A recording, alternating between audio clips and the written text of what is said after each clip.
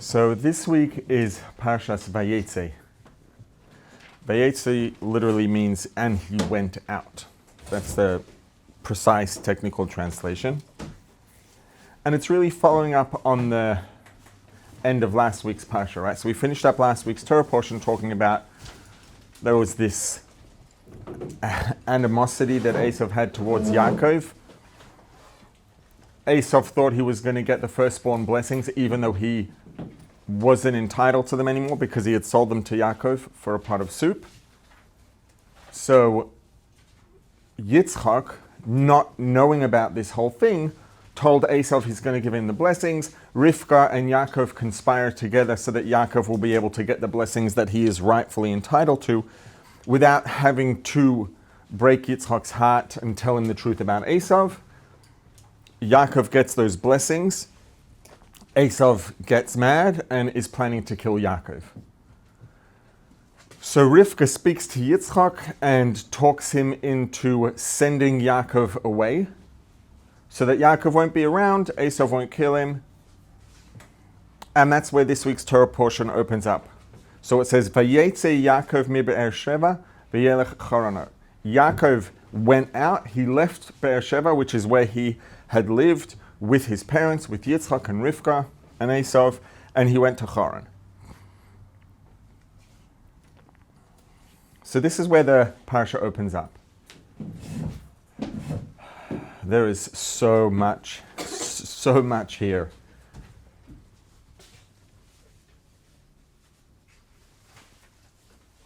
First of all, Yaakov now is leaving Be'er Sheva to go to Haran. Haran is where Rivka was from. He's going back to his mother's home, the place she came from, the city where she came from. Haran, the name of Haran is related to the word charon, which refers to fury. Not just anger, but fury. This was an infuriating place. This was a place that was as morally depraved and decrepit as could possibly be. And Yaakov is going there now. Now, obviously, at face value, in terms of the story, it kind of makes sense. Rivka wanted him to leave to keep him safe and alive. Where did he go? He went back to where she was from. But if we're going to zoom out and look at the bigger picture here, this was really a very pivotal point and stage in Yaakov's life. He's about to go, he ended up getting married and building a family in Haran. It seems maybe a little bit interesting or ironic that Yaakov, having been in Be'er Sheva, and if we look at all the different reasons why it's named Be'er Sheva, there are a number of different things that are alluded to in that name, and all of them are associated with the fact that this was a place of peace and stability. Now again, at face value, it all makes sense. If we're just looking at the pshat, at the simple story, it adds up. But there's always more to it than that. There are always multiple layers. There are multiple layers experientially in what happened in the story. There are multiple layers of meaning in terms of what the story is saying to us. And remembering, as we point out all the time, that the word Torah means instruction. That's what the word means. So Torah, a large amount of what the Torah talks about is historic. It is history. But it is not a history book. The name of the book is Torah, which means instruction.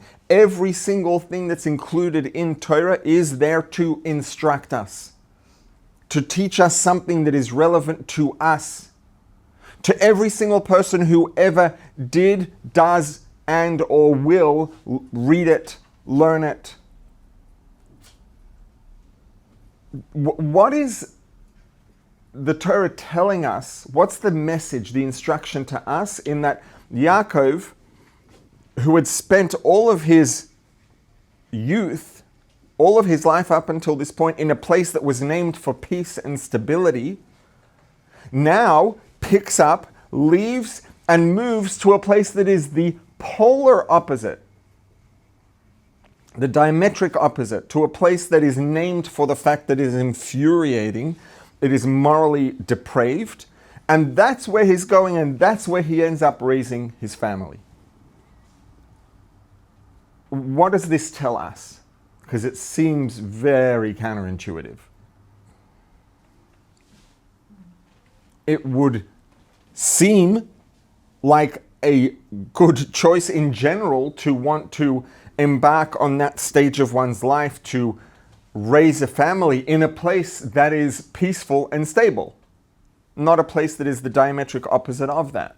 So what's the lesson here? What's the instruction?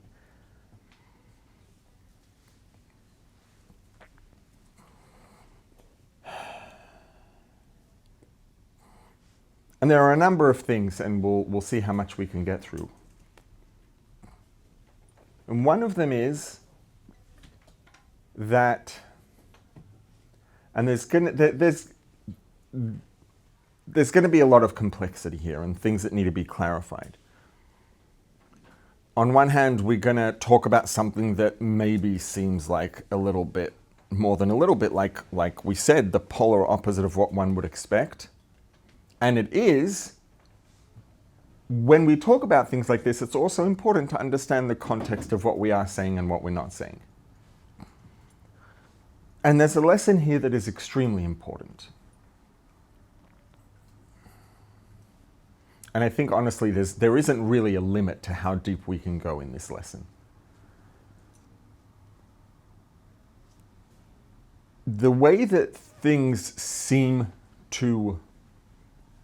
The way that it seems like it makes sense to do things is not necessarily the way that things are supposed to play out. Ultimately, what determines the outcome and the way that things happen is, the ultimately is Hashem, the Creator. The Creator has a journey in mind for each of us. And that journey is there to bring us to where we are supposed to be. We go through a journey and we arrive at the other side of it. Now, that's obviously an oversimplification because the journey in life doesn't have a destination and then you get there. It is an ongoing journey. But there are maybe stages and sort of, semi or pseudo destinations along the way. But ultimately, the thing that gets us to where we're supposed to be is when we take the journey we're supposed to take. How often in life have I expect that this is true for all of us, that everyone has had experiences like this where, life really throws us a curveball. It really puts a spanner in the works. We had this whole plan and it made sense and it was strategic and thought through and calculated, and maybe it really actually was a good plan and it was sound and it was morally sound and it was pragmatically sound. And then life just comes and just tears the whole thing to shreds. And that can be really hard. Sometimes we're fortunate enough down the road to look back and say, oh, wow. I'm so glad that plan fell apart because look what came of the dissolution of that plan that never would have happened if things would have gone according to plan. Sometimes we get to see that. And you know what? Sometimes we don't. I don't want to say when plans fall apart, at the end of it, you'll see how it made sense and why it was in your best interest. Because sometimes we do and sometimes we don't. But ultimately, it is the going on the journey that brings us where we're supposed to go. It's not our plan. This is not to say that we shouldn't plan. It's a good idea to plan.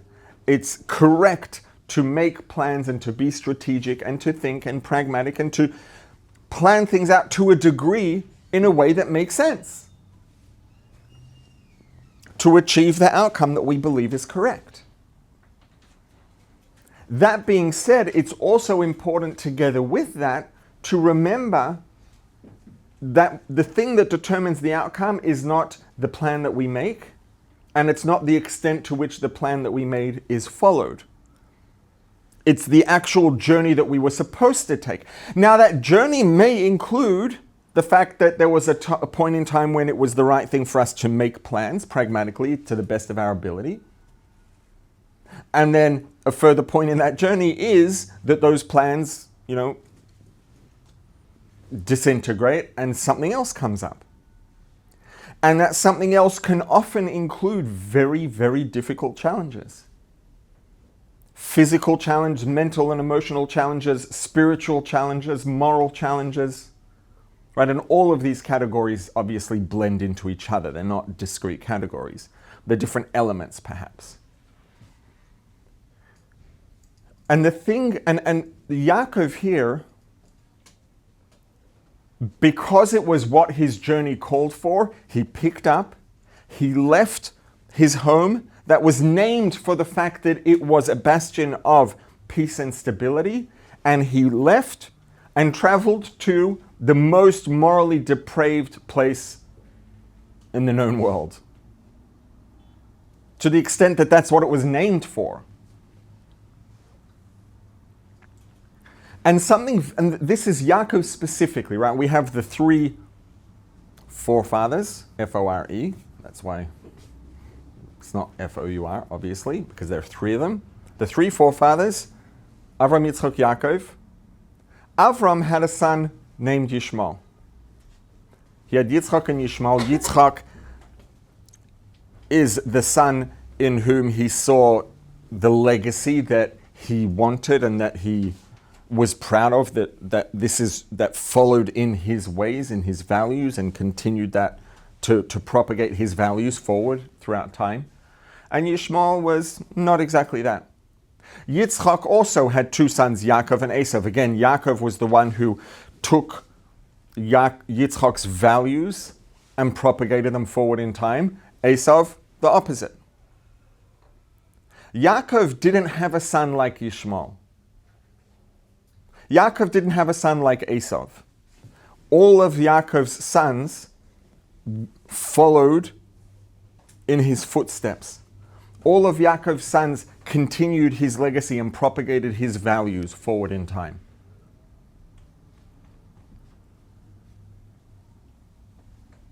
And the irony here is that when Yaakov was going into this stage of now he was going to establish and build and nurture his own family, being the one whose offspring were going to be all completely true to his values, where did he go to do that? Not Beersheba, not a place that was all about peace and stability. He went to Haran. And he went to Haran, he went to the place that was the most morally depraved place in the world, and going there and raising his children, his family there in this place, he was the one out of all of the forefathers whose 100% of his offspring lived true to his values and propagated his values forward in time. Which, again, there seems to be an irony here. And the truth is, at the level of planning and pragmatism and practicality, it does seem pretty interesting or ironic, right? Sometimes these things happen. But this is not a case of sometimes these things happen. This is teaching us, this is Torah, this is a lesson that's teaching us something way bigger than that. And what it's teaching us is that the truth of the journey, on one hand, yes, it's important to be practical and pragmatic and to plan and strategic and all of those things in a way that makes sense. But ultimately, the thing that's going to allow us to live out our fullest potential is when we don't get married too strongly to those plans and to logic and to reason and to pragmatism. And when we can accept that life is a journey and there are parts of that journey that are not going to go according to what we think makes sense. And sometimes it's going to be the diametric opposite of that. And sometimes the thing that's the diametric opposite of what makes sense is the thing that's necessary to produce the necessary or correct and true outcome. And sometimes we see a connection and sometimes we don't.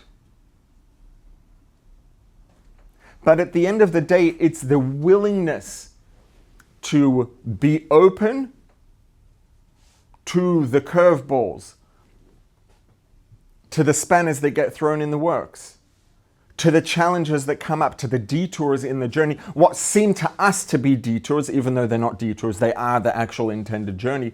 The more we're open to that and the more we are able to embrace challenge and to invest in making the most of challenges in the best way that we can, in the way that's the truest to our values that we can, that's what produces the outcome. That's what produces the correct outcome. That's what produces the destined outcome and the desired outcome. Here, it was time for Yaakov to pick up and go, and it was doing that and picking up and leaving a place of peace and stability and going to a place of chaos and immorality, because that was what life brought to him. When he did that, and face those challenges, it was the challenges themselves, it was the detour, the quote-unquote detour.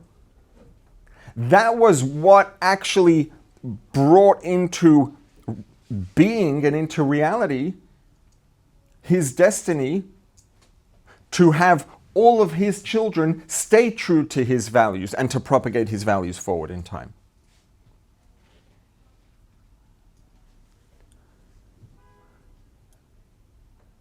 And this, I mean, to me, this speaks to every component of life, every facet of life, every layer of life.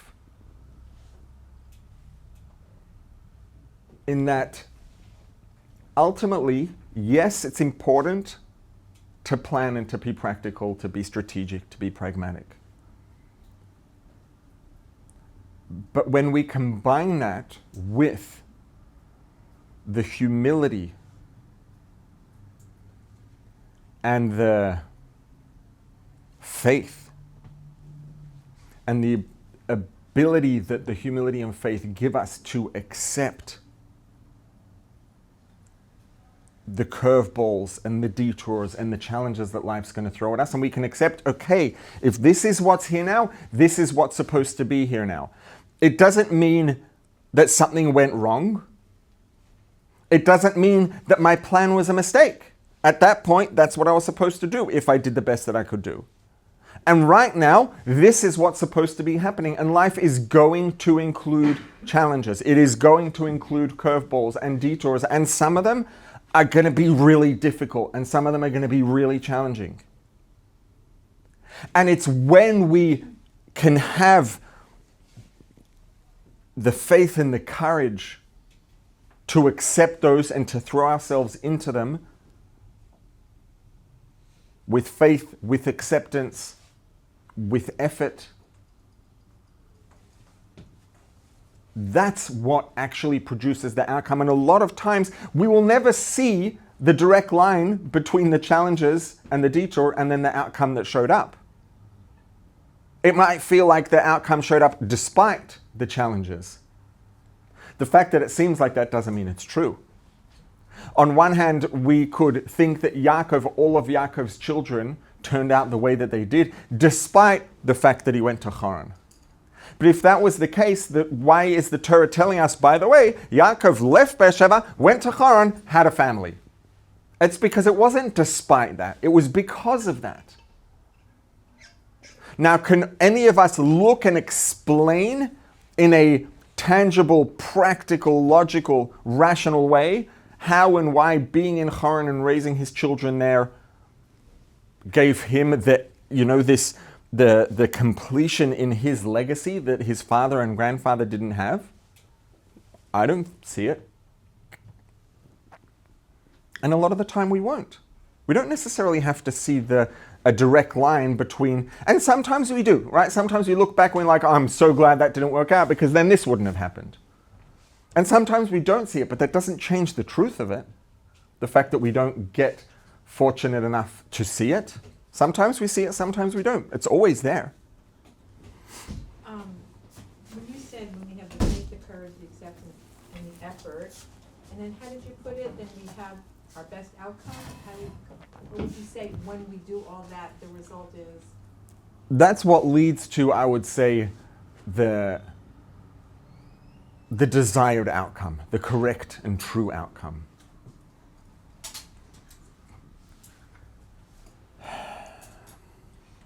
So that's one thing that the Torah is telling us here. It was Yaakov who went from a place of peace and stability to a place of chaos and immorality that had this legacy that his father and father did not have. Why? Because this is the desired outcomes, the correct and true outcomes always lie at the other side of a journey. Sometimes that journey is just a few steps along a straight path, and sometimes it's not. And if when the journey takes a detour that we didn't expect, we throw ourselves into that and embrace it, the challenges themselves, the difficulties, the discomfort, the additional effort that's required may just be the things that were necessary to produce the outcome, even though we didn't realize that, know it, understand it, anticipate it.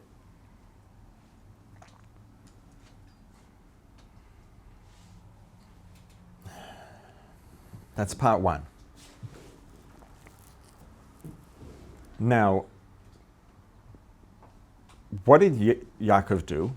It says, "Vayetze Yaakov mi Beersheba vayelech Harana." He left Beersheba. He started traveling towards Haran. Vayifka b'makom, and he encountered a place. The first thing he did is he prayed there. He stopped and he prayed. He davened. Yaakov had been really raised and grown up in a cocoon. He lived with his parents, Yitzchak and Rivka. He studied Torah all day. He was, this, picture perfect. He had this picture perfect youth. At least, morally, spiritually. And now he's going to Haran. And he's going to Haran. He's going to have to figure things out there. He's going to have to find a way to live in Haran in a way that's functional and practical, and to take care of himself and to hold his own and to earn a living and all the things. If someone's traveling on their own to a new place, completely different culture, completely, not just a different set of morals. Here it happened to be a completely opposite set of morals or lack of morals. It's almost like the morals were diametrically opposite, but let's just say different moral and ethic framework, maybe different language, right? And there's no Chat GPT at Google Translate. This was millennia ago.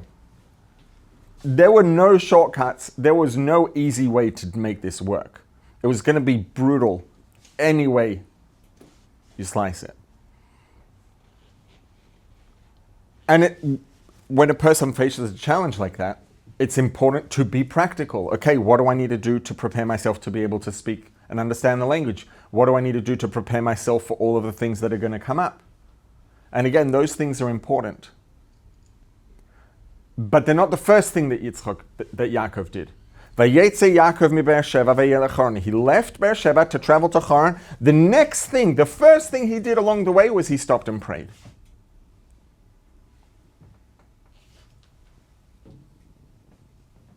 It doesn't say he did not take practical actions towards, doesn't say that he did not take a practical, pragmatic approach towards being ready to thrive in Haran. It doesn't say that. But what it does do is tell us that the first thing he did was pray. There are always multiple factors that contribute towards every outcome. There's almost nothing, probably nothing, period, that is determined by a single factor that, produces an outcome. There's always multiple factors that contribute towards an outcome. There are multiple factors that are going to contribute towards how things are going to go for Yaakov in Haran. Many, many, many, many, many, many factors. In general, people who, let's say, are good at doing well, at succeeding, one of the things that's very common among people who, have a record of consistently doing well, achieving highly, being successful, is the ability to prioritize things appropriately. There are always lots of things to do. There are almost always multiple things to do, at least, let's say.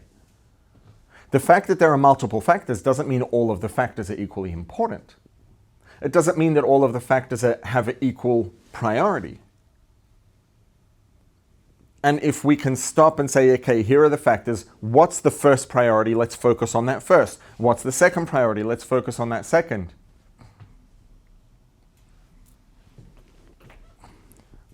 That's a huge factor in the likelihood of a person succeeding. And what the Torah is telling us here is, take note of the way that Yaakov prioritized the things that he needs to do. Yes, it's important to learn the language, to brush up on your business skills, to brush up on your skills of standing up for yourself and all of these things. Whatever is going to be necessary to succeed are things that it's important to take care of. But he never lost sight in what's priority number one. What is the single greatest factor? And ultimately, it's the only factor. That's the truth. What is the one factor that will actually determine the outcome? The one factor that determines the outcome is what the Creator decides. And so the first thing that Yaakov did was pray, was plug in, connect to the Creator. And prayer is very much a two-part and a two-directional experience. Right? Part of it is obviously asking things of the Creator, which increases the likelihood that we're going to receive those things because we've asked for them directly. And another very, very important part of prayer is what's happening experientially on our side. Tuning in, becoming more attuned to spirituality, to God. Connecting and refreshing that sense of humility and bigger picture awareness, etc. This was the first thing that Yaakov did, because this is the one thing that actually determines the outcome. Now, the Creator has given us the responsibility to be practical and to take practical steps towards achieving the things that we want to have, the outcomes that we want to experience. But the first priority, because it's the determining factor, is the Creator. And so Yaakov stopped. First thing he did was stop and pray. And again, this is in Torah, this is instruction to us. This is instructional. This is giving us a very, very, very important lesson, reminder, which is that when you are being a person who is responsible and practical and taking steps pragmatic steps towards achieving the things that you want and the things that you think are correct, etc., don't forget that as much as all of those things are important, at the end of the day, it's Hashem that determines the outcome. And that's the number one priority in terms of achieving the outcome. And the truth is, in terms of achieving, if we really want to get technical about this, in a way that's very technical and a very high resolution, It's the only thing necessary in terms of achieving the outcome. All the other things that we do because Hashem has given us a responsibility to behave in a way that is practical and makes sense. But it's actually Hashem who determines the outcome.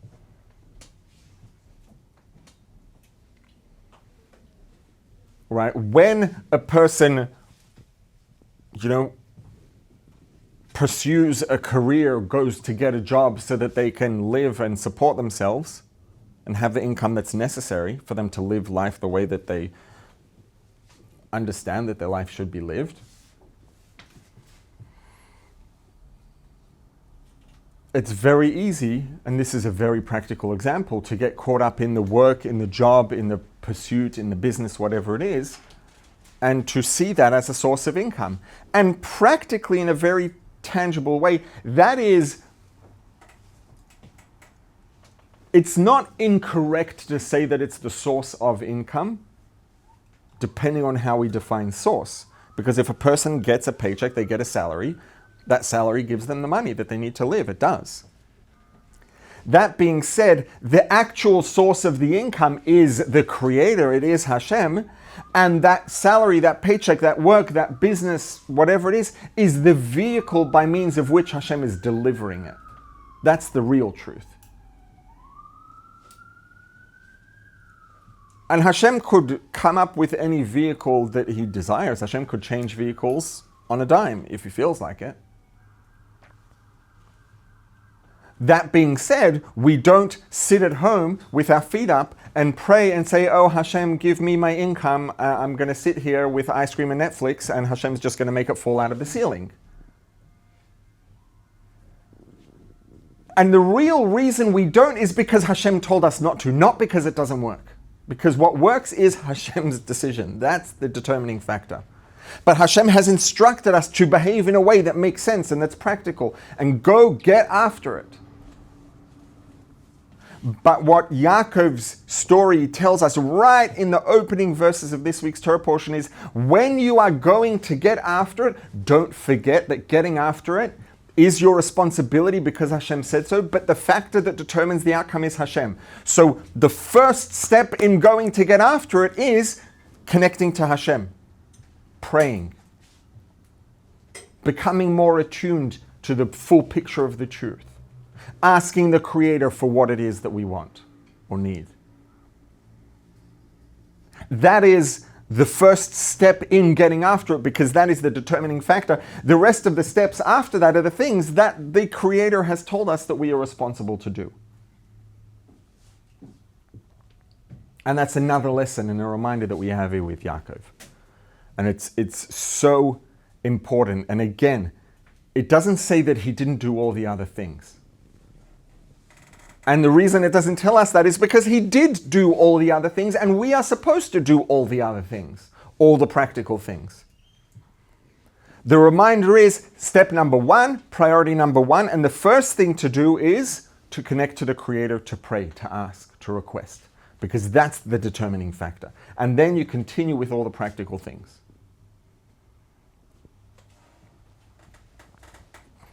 And again, we see the power in this. We see the power in, number one,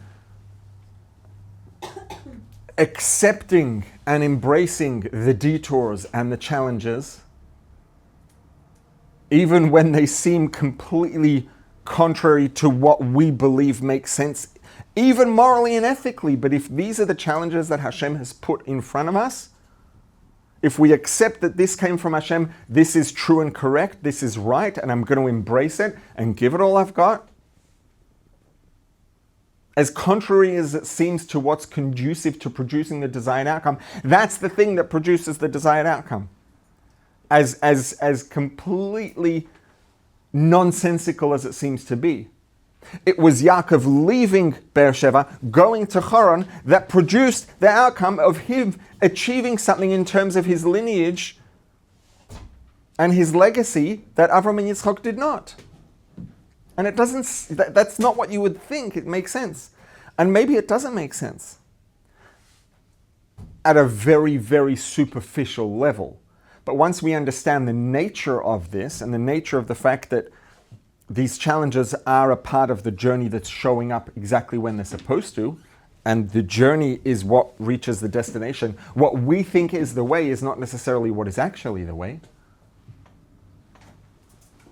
That produces the outcome that you would not think that it would produce. And at whatever point we are in our journey, whether we're on a part of the journey where one foot goes in front of the other and it's just straight and simple and smooth, or we're on a part where there's a detour, or we're on a part where a tree just fell on our head, the first priority always is attunement and connection to the Creator and requesting from the Creator, praying, connecting and plugging in to the Creator. Because that's the determining factor. And then all the other things that we do practically, we do because we're supposed to, because we have to. We have an obligation and responsibility to do so. And these things produce outcomes that don't seem realistic, that don't seem likely. No one would have guessed that when Yaakov left Beersheba, went to Haran, and had all of his children in Haran, with wives who were born and raised in Haran, in proximity to their father, who was a terrible person, objectively an evil, wicked person. Around him, he was around.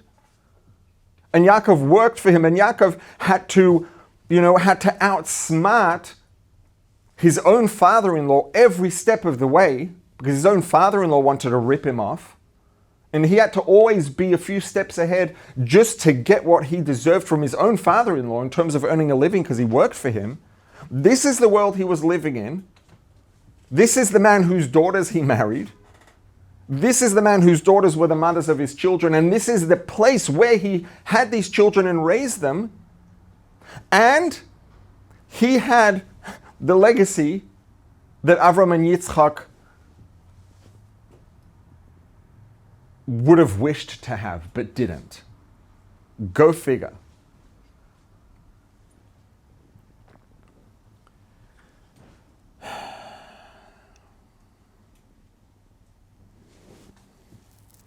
Now, there's another part of the story here, right? And all of these different things happen like in a span of 2 verses. This is so concentrated and there is so much here. And these are lessons that really are so fundamental and really, ultimately, and I'm going a little off script here, but it's so relevant, and I think it's so important to understand the potency, the real life potency of these lessons. And this is something that is so true and so real, and it's so easy to go through life having zero awareness of this until our eyes open to it.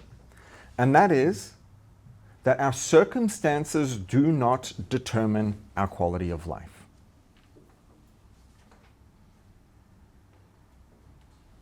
Our circumstances can contribute to our quality of life, but ultimately it is our perception of those circumstances that determines the impact that they will have. 2 people can experience the same thing. Let's say, for example, I'll give a very sort of, basic, simple example that maybe seems so simple and might be, not simplified, but might be such a simple example that it seems like it doesn't represent everything else, but it does. 2 people can get the same text, same exact text message from the same exact person, right? And this is the danger of text messaging, that there's just words. Even with punctuation, there's no tone of voice, there's no body language, and there's always, as carefully as you craft a text message, there are always multiple ways that it can be interpreted. 2 people can get the same exact message, same words, same punctuation on the screen of the same phone, and it will have completely different impacts on their quality of life because they perceive what the message is actually saying completely differently. Same identical circumstance. They have the same phone, same message, same time. One of them made their day and the other one is completely devastated. Why?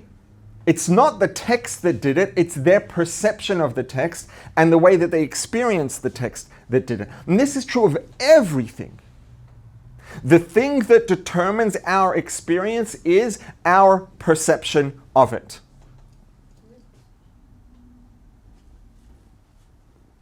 Language barrier? Yeah. What is perception?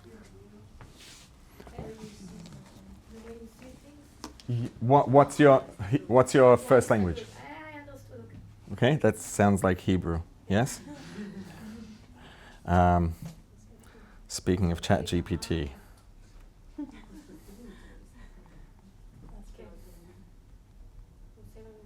I'm just starting to get the hang of this, going to ChatGPT instead of Google. It has its pros and its cons. Okay, we all speak. תפיסה. תפיסה? איך שתופסים את זה. Yeah?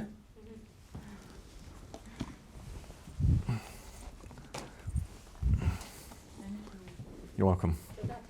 בבקשה.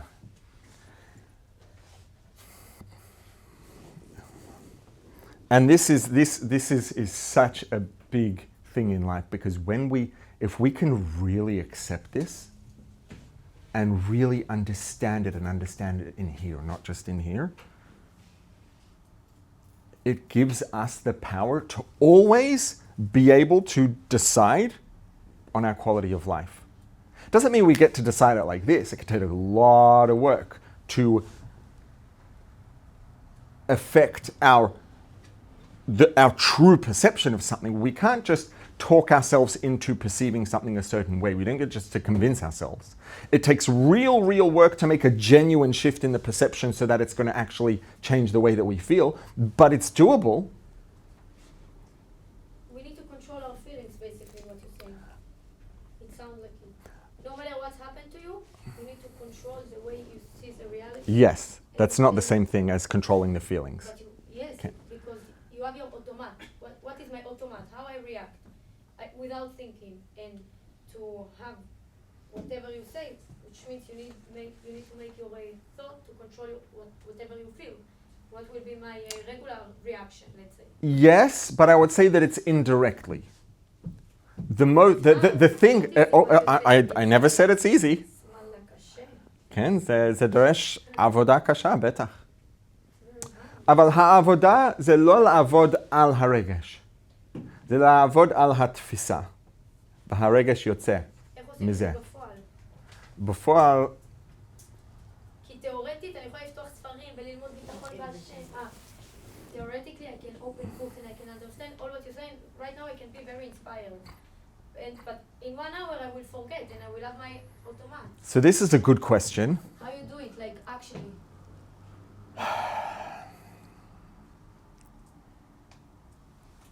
This is perhaps the most important work that exists in life, to be honest.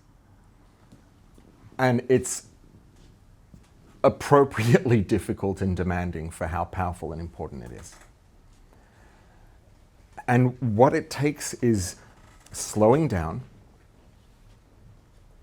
and learning, and this is also a skill, is learning to really genuinely be able to be in touch with the way that something's making us feel and how we're perceiving it. And it's not always obvious. Right? Sometimes I know that I believe in such and such, I believe in whatever it is, but at the end of the day, this thing happened and it made me feel a certain way. That means that as much as I believe in here, over here, the belief is missing. There's a gap. It's not going from here to here. Yeah. Right? So the work lies in being genuinely, and it takes a lot of courage. It takes a lot of courage, it takes a lot of effort to tune in and see what's actually going on and what's missing. If I know this here, and here doesn't reflect what I know here, what's up? And to not be afraid of what the answer is going to be. Right? If we really believe in Hashem and that Hashem doesn't make mistakes, then we don't have to be afraid of what the answer is going to be. It might not be comfortable, it might not be what we would have chosen, but it's not a mistake. It takes a lot of courage and it takes work. So how you shift it from here to here? It depends what's here. What? And it depends. It's what's a belief that I'm holding in here that doesn't match up with what I believe in my head, which is the reason that when this happens, this behavior comes out. There's something there that's causing it. Right? The question is, we have to investigate, what is that? That's number one. And then, and this is real work, is why?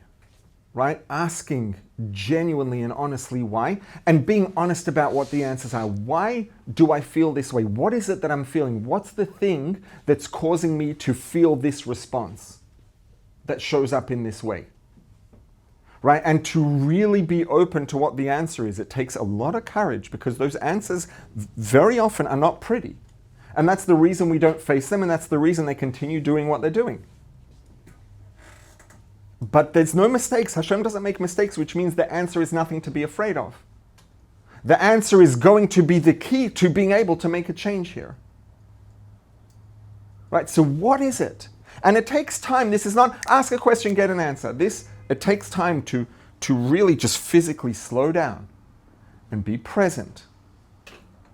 This is not an exercise we do in our heads. This is an exercise that we're doing in here. And this part of us moves slowly. To slow down and be present and ask and sit with it and have the courage to be open to what the answer is going to be, and to then ask whatever questions need to be asked to get to the bottom of that, and to then figure out, okay, what's the belief here or the feeling in here that's not correct, that's causing this undesirable outcome, this undesirable feeling? What's incorrect about it? Why do I have that incorrect belief or feeling or reaction? And then how do I show myself, not in here, but in here, that it's incorrect? And how do I show this part of me in here what the truth is? And it's with information, it's with ideas, but it's taking the ideas and bringing them into our bodies, right? David HaMelech said, "V'soirascha b'soich me'ai." Your Torah is in my guts. B'toch ha'me'ayim. Not b'toch harosh. Torah in the head that's where it starts, but if it stays up here, it doesn't help, doesn't change anything. It's when it comes down into here that it starts to change things. And it's real work, 100%. But the real work is not to work on the feeling, it's to work on the perception and what's going on the way down here. And when we can fine-tune this and make this from here to here more aligned, whatever comes from here to here is automatically going to be what it's going to be as a result of what happens from here to here. The question is, what's happening between here and here on its way down into the body that's causing whatever shows up to show up? Does that make sense? It's very hard work. It is really hard work, but this is the work that will completely transform your life in a way that what work like this can achieve is something that most people don't think is possible. It can change everything. Question? Yeah, sorry. So I've never understood. There's this need for understanding the why of certain things, why you have a core belief, why you have a core perspective in your life that causes you to experience circumstances in certain ways, versus you see you're experiencing circumstance in this certain way negatively. Stop doing that. Just think positively. Just switch the core plan without trying to ask why. Why does the why matter? I don't understand. Okay, that's a good question. It's a very good question. It's an important question. Sorry, because some people argue that the why causes you, when you look for the reason, causes you to be held back by the reason. So I don't know. Yeah. First of all, there's nothing to be sorry about. You open the question twice with sorry. There's nothing to be sorry. These are valid and important questions and good questions to be asking. I'd say a couple of things. It depends on what you mean by why. When you say why is it producing this outcome, why do I have this, let's call it core belief, I don't know that there's necessarily a mitzvah to investigate where did it come from and what's the cause of it. Sometimes that's just going to, like you said, just produce more negativity that's not constructive. the question I'm talking about is, what is the belief and why does my body think that? Now, sometimes it will lead back to a previous experience. Sometimes it will just lead to a sensation or a belief in the present. Now, when we are in a, let's say, in a primarily cognitive state, when a person is thinking, what should I do? Should I do this? Should I do that? Should I make a decision that goes according to the way that I feel and my instinctive response or not? Some of the time when a person's in that state, they can just make that decision and say, I'm just going to go with, what I know to be correct. But let's just be very, frank practically. If you look at the number of decisions a person makes over the course of the day, what percentage of those decisions are coming from here and what percentage of them are just an automatic outcome of the experience? The overwhelming majority are just an automatic outcome of where we are in the moment. And that's not a bad thing. If we were calculating every single thing we do, if we were calculating each step that we take, right, when a baby's learning to move and to reach out, it's like this exhausting experience because their brain is actively trying to calculate every single thing, and that's why the first few times they miss it until they figure it out. If everything we did at every step felt like that, we'd be exhausted before we got out of bed, literally.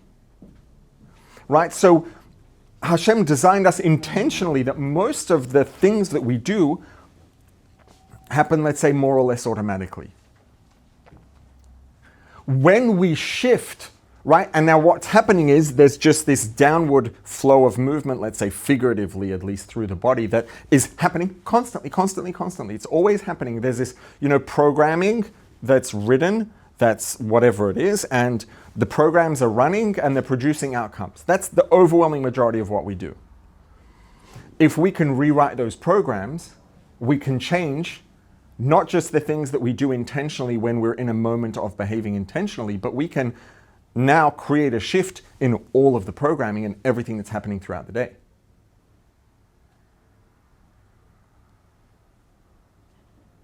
Does that make sense? I'm about to say I'm sorry again, but I'm sorry, but no, I don't understand. So a lot of what we do, we're not making an intentional decision in the moment. It's just, right, most of what we do throughout the day we're doing just because, let's call it automatically, right? Whether there are habits or routines and priorities and algorithms that we already have running in our nervous systems, in our bodies, in our brains, that are causing us to do certain things, right? Is there anyone here, and I'm pretty confident the answer is going to be no, who has never had a moment where we say something, we're like, oh, why did I say that? Right? Well, if I don't think it was a good thing to say, why did I say it? It's like, because there are algorithms running and words come out of our mouths. If we could never say anything without calculating it, speaking would be exhausting.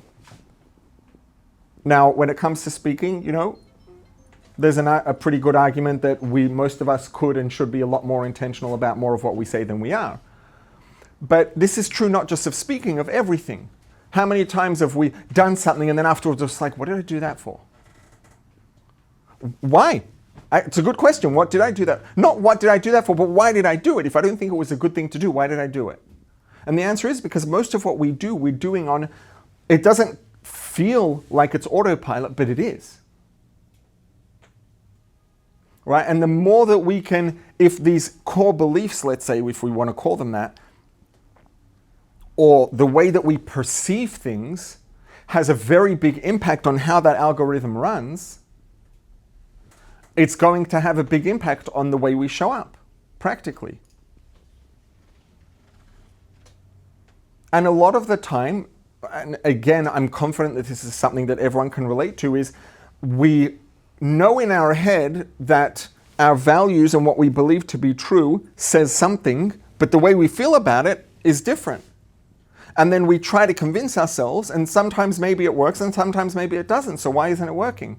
The reason it's not working is because there is a mechanics and a structure that Hashem designed in human nature about the way that feelings show up and the way that our experience emerges.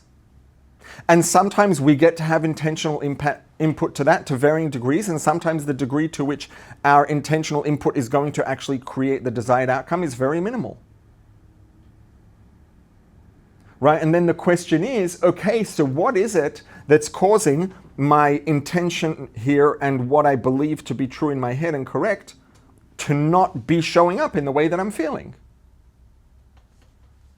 Right? Very simple example. Someone does something, makes me feel angry. It's like, okay, this is all from Hashem. I would guess that most people who've been working on this will be able to say that sometimes we succeed in that very quickly and sometimes we don't. And sometimes we remind ourselves and the anger is still simmering. Right? So the question is why? And so the Rebbe actually, in a Sikha, talks about the fact that, and I was alluding to this before but without clarifying, our anatomy, the anatomy of a person, represents figuratively this process, which is that things start in our head. The goal is for the things that we know in our head to be true to make their way down into our body and affect our experience and the way we show up. But if you look at the design of the body, the structure of the body, the narrowest point in the body is the neck. You have this head in 3 dimensions, it's much bigger than the neck.